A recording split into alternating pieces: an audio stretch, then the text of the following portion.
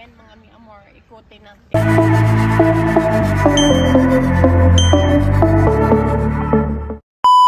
Mga mi amor, papakita namin sa inyo kung saan kami natutulog. Ayun yung tent namin. Then yung mga kasamahan namin ay dito naman sila. Yung ibang kasama namin ay nandun sa malaking mga kwarto. Pero kami, we intend to sleep over on the tent kasi nga mas presko yung hangin, yung presko yung pagkagising mo ng umaga. Ito yung makikita mo. Paglabas mo, it's wide place. It's a wide place. Ayun na sila. Yung iba nagkakape, yung iba nag-walking. So, bago natin mag-ikutin ang ating mga hayop.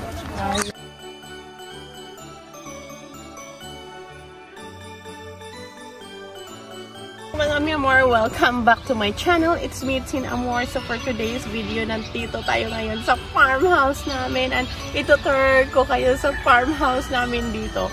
So, ayan, as you can see, ang lawak ng aming farmhouse. Dito siya sa somewhere in Sharjah. So, ayan, habang tayo ay nagkape-kape, dala natin ang ating kape at iikot tayo habang maaga at hindi pa masyadong mainit kasi malamig na ngayon. So, ayan, itutur ko kayo sa aming mga inahing mga animals. Nandito lahat makikita nyo, donkey, oryx, sheep, ayan, mga ducks, may mga rabbits. So, samahan nyo kami at bago natin yan simula ang ating pag-iikot, please don't forget to like, comment, share, and subscribe. Hit the bell button for more updates.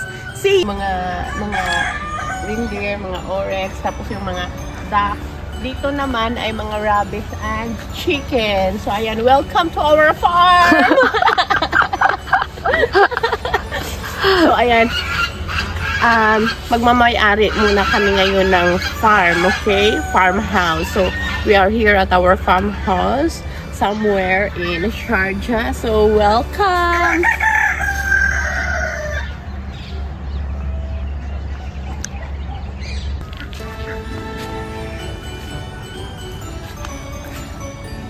So, ayan, as makikita nyo, wow, ang cute naman ang rabbit na yun. Ayun, tingnan mo, grab yung fur niya. Sorry. Hello. Tapos yung mga maliliit. Ayan. Mga manok. So, pag kami ay nagugutom, wala kaming maulam. Pwede kami kumuha ng isang manok at ilalaga namin kasi may mga malunggay din doon. So, ayan, di ba? Less gastos kasi may sarili ng manukan. Meron pa doon mga manok doon na. So, separate yung broiler at saka yung mga native na manok. So, dito na siya nandun sila mga native yan. So, ito ay mga native. Hindi siya alternative. Mga native siya. Hindi siya alternative. Native. So, yun. Ito yung mas masarap lagain. Lagyan ng malunggay. O, diba? Perfect.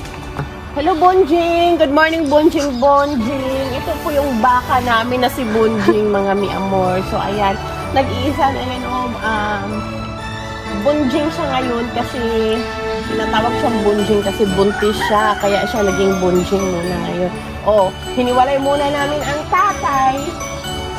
Ano niya, kasi baka mahirap na. Yun, hindi pa nakalabas yung baby cow niya. So, ayan, mag-isa muna siya dyan hanggang siya makapanganak. Diyan ka lang muna, bunjing ha. Nakakain ka naman ng umagahan.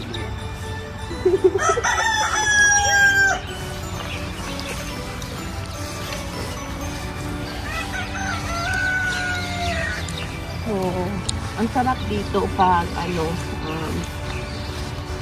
medyo malamig-lamig na. Yes, sa umaga, sobrang ganda. At saka dito naman is yung mga sheep. Yan, yung mga karnero, mga kambing. Dito namin nilagay yung mga kambing sa tabi ng baka kasi mas sila, diba? Sa parang medyo parang common natin. Ayan na sila.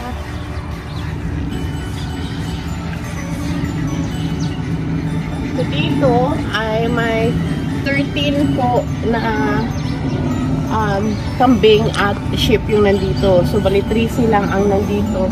Sa kabilang side naman ay pinaghati kasi hindi namin pwedeng ilagay sila buo sa isang cage, sa isang bakod, sa isang lagayan kasi baka mag-away-away. So, hinihiwalay muna namin yung babae at saka doon na side naman ay lalaki. Doon mo bakla tumboy.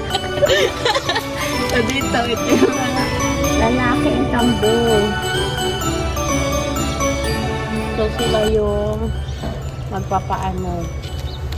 Diba?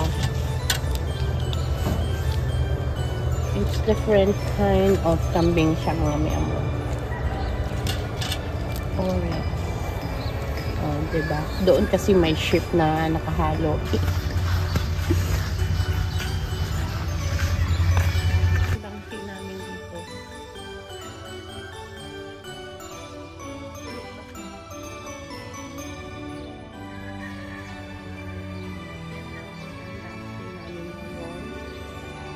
Lalaki po yung donkey namin kasi yung isang babaeng donkey ay